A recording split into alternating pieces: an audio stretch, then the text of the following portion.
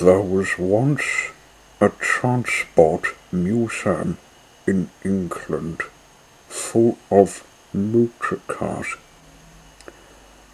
Model Ts made by Henry Ford and semi-modern cars called Austin Sevens. Ruby and Trammy are two of the design names given to these much-loved models. These days, newer cars take over the routes, but there will always be vintage enthusiasts who keep their story alive. This is a story about the vintage Austin 7 motor cars. Ochre, dark blue, and maroon had been friends for many years, but for the last decade had been stuck in a museum as part of an historical display. The Austin 7s looked like any other Austin 7 car, but they had a secret. They were enchanted. Our story begins with the Austin 7 cars who were feeling left out. Ochre, dark blue, and maroon were bored with being display pieces. Ochre, especially, was keen to leave the long-standing exhibition in the museum and to feel the fresh air and the thrill of the open road once more. The museum director had denied them their freedom several times, and they were not happy. The only opportunity the Austin Sevens had to stretch their wheels in recent years was the annual fair, held in April, where they were on display yet again in all sorts of weather. Oki had had enough. That museum director can't keep us in the museum, lads. In the old days, we used to roam on and off the roads. I feel like moving. Do you want fresh air? Yes, we do, cried dark blue and maroon. They resolved to settle the matter before the annual fair. Alki continued. How about we escape to Scotland? I've been there lots of times. Over the next week, Alki took extra interest in the routines of the museum.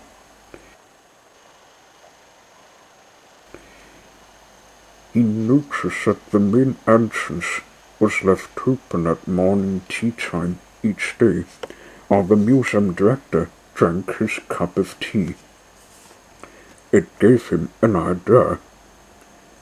They could make their move at last for old time's sake.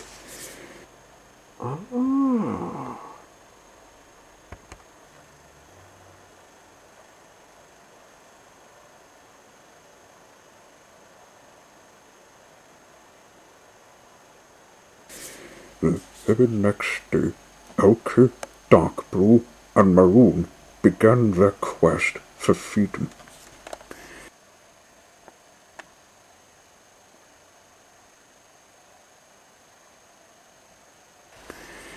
See that door left open, whispered ochre.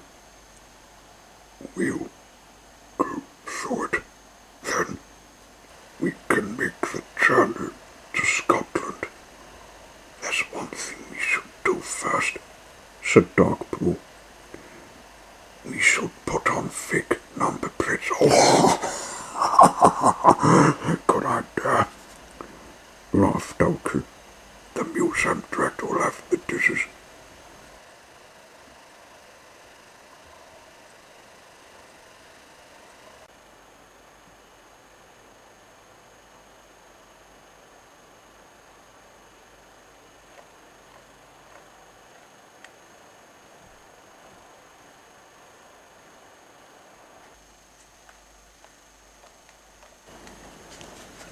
One by one, the Austin Sevens sneaked out of the museum, free at last.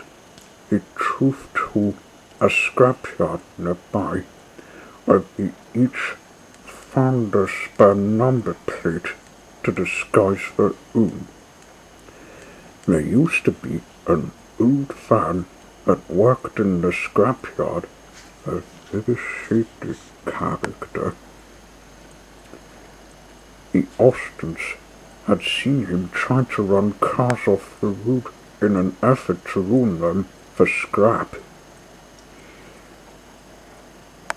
He had even chased them after the annual fair last year, and they were frightened about having an accident. Fortunately, he had been found out and was no longer working in the scrapyard. Even so, the Austins did not want to stay there long. Once the spare number plates were fixed, they started their journey to Scotland.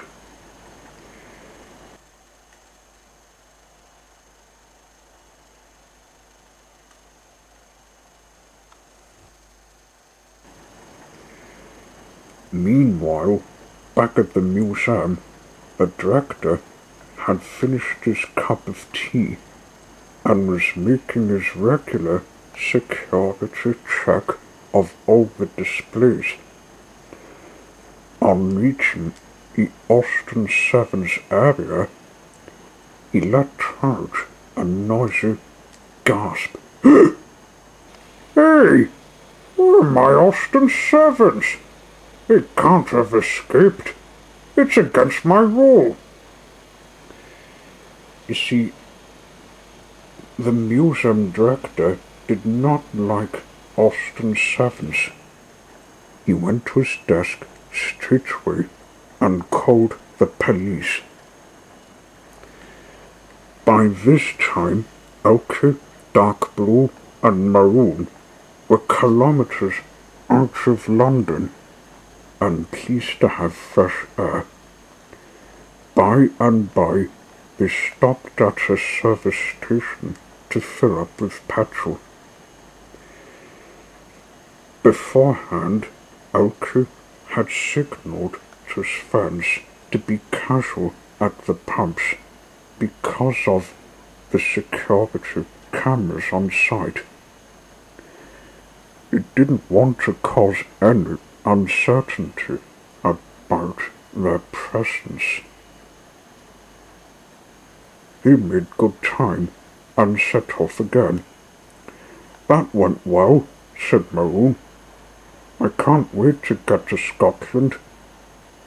We can have time to enjoy it, said Elke. For now, we need to find the shed I used to come to and talk through a plan. Until then, just be polite to people we see, as we don't want them asking awkward questions. We're checking on Mary's too, said Dark Blue. The highway was quiet for the moment, but they knew the museum director would be after them. News would be spreading.